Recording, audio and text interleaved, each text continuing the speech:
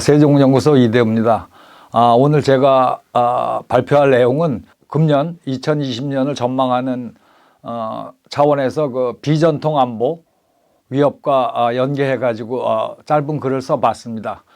뭐 잘 아시겠지만 비전통 안보 위협이라는 것은 전통적 안보 위협, 즉 군사적 안보 위협에 그 대칭되는 말일까라고 할까요?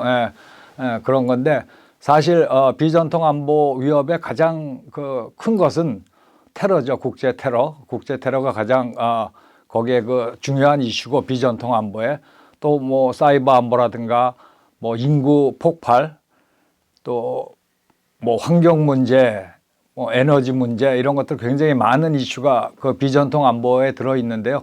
저는 오늘 코비드-19 코로나19에 대해서 그것이 비전통 안보로서 안보에 어떠한 위협을 주는가, 뭐 이거에 대해서 잠깐 살펴봤습니다.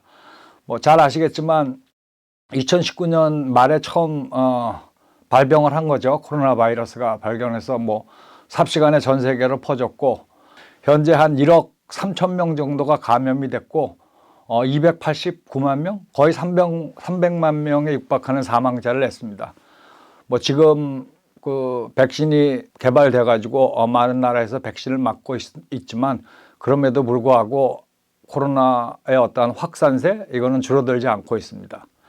다시 이제 오늘의 주제인 그 비전통 안보 위협으로 들어가서, 사실 아까 처음에 말씀드렸지만 비전통 안보 위협의 가장 핵심은 국제 테러입니다. 그래서 사실 이런 전염병, 코로나19 같은 전염병이 국제 테러에 어떤 영향을 미치느냐, 뭐 이런 거에 대해서 굉장히 많은 연구가 있었어요. 근데 가장 핵심적인 가설이 코로나19가 국제 테러를 증가시킨다라는 이제 가설, 하이포테시스가 이제 가장 널리 퍼져 있었는데, 사실 실증적인 연구를 해보니까 그렇지 않다는 게 많이 발견이 되었어요. 그러니까 기본적으로 코로나19가 나오니까 세계 인류, 뭐 우리를 포함해서 모든 사람들이 집에 있어야 머무는 시간이 상당히 길어졌기 때문에, 어떠한 국제 테러 단체들이 주장하는 극단주의 이념에 대해서 접할 기회가 굉장히 많다는 그런 이유로 해가지고, 사실 많은 테러리스트들이 양산되고 뭐 이렇다는 주장들이 있었지만 실질적으로는 그러지 않았습니다. 그리고 또 나아가서는 국제 테러 그 행위 자체가 상당히 폭발하지 않고 코로나19하고는 상관없이 이제 꾸준히 이어지고 있다는 거, 그렇다고 뭐 증가한 게 아니라는 거죠. 왜냐하면 국가가 국민의 이동을 제한하고 뭐 이러니까 테러리스트들이 활동하는 데도 상당히 제약을 받았다는 그러한 얘기가 사실 코비드-19 관련한 비전통 안보 위협의 주된 주제였는데, 저는 오늘 그거보다는 코비드-19이 전 세계로 확산되면서 어떠한 허위 정보, 그러니까 뭐 쉽게 얘기하면 가짜 뉴스죠.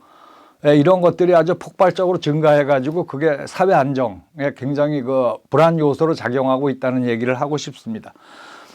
그러니까 허위 정보라는 건 뭐 다른 게 아니라, 무슬림 극단주의자들은 코비드-19는 서방 세계의 어떠한 실험실에 만들어서 무슬림과 뭐 이러한 사람들을 갖다가 살상하기 위해서 뿌려진 것이다, 뭐 이런 얘기가 굉장히 많고, 또 하나는 뭐 우스운 얘기죠. 미국에서도 QAnon이라고 들어보셨을 거예요. 음모론자 집단이죠. 거기서는 뭐 빌 게이츠가 이 코비드-19를 만들어서 전 세계에 확산시켰다, 뭐 이런 얘기들이 많습니다.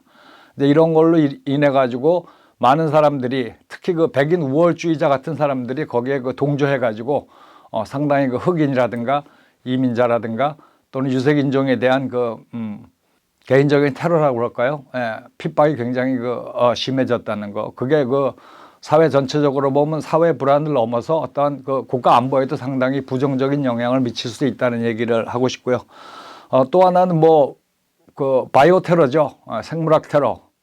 사실 이슬람 극단주의자들, 특히 뭐 알카이다나 이슬람 국가 ISIS는 성공은 하지 못했지만 바이오 테러에 대한 연구는 굉장히 많이 했어요.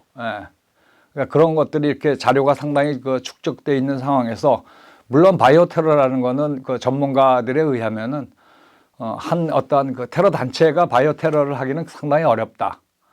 국가 차원의 지원이 없이는 이루어질 수 없다라고 결론을 내렸지만 그럼에도 불구하고 그 실험실에서 어떠한 그 바이러스가 탈취돼 가지고 퍼져나간다. 뭐 이런 거는 우리가 심각하게 좀 생각해 봐야 되지 않나 이런 생각을 해 봤고, 또 다른 하나는 그 미국의 그 백인 우월주의자들, 그리고 뭐 신나치, 네오나치라고 들어보셨을 겁니다.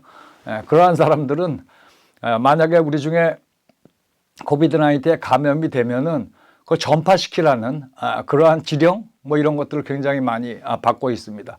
그러니까 뭐 우스갯소리로 하는 것 같지는 않고요. 내가 만약에 백인 극단주의자죠. 백인 우월주의 극단주의자죠가 코비드-19에 감염됐으면 뭐 이슬람교도들의 모스크라든지 아니면 유대인들의 그 유대교 회당 이런 데 가서 앉아 있어라. 또 하루 종일 전철이나 버스를 타고 돌아다녀라. 그리고 또 뭐 더 나아가서는 이웃들과 더욱 친하게 지내라. 즉 그 코로나 바이러스 전파시키라는 얘기죠. 이런 것도 사실 어떻게 보면 테러가 아닐까 저는 이렇게 생각을 합니다. 이런 차원에서 상당히 이것이 그 비전통 안보 위협으로다가 우리한테 다가왔고, 그런데 제가 여기서 이걸 갖다가 좀 글을 쓰면서 찾아보다가 느낀 게 하나가 뭐냐 하면, 저는 국제협력의 부재라는 것도 상당히 그 비전통 안보 위협에 들어가지 않아야 되나 저는 그렇게 생각했습니다.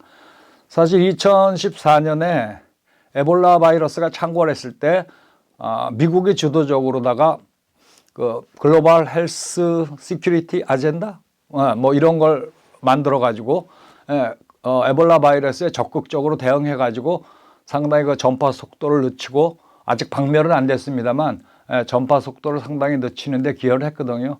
근데 이번 같은 경우에 보면은 물론 트럼프 대통령이라는 그 독특한 성향이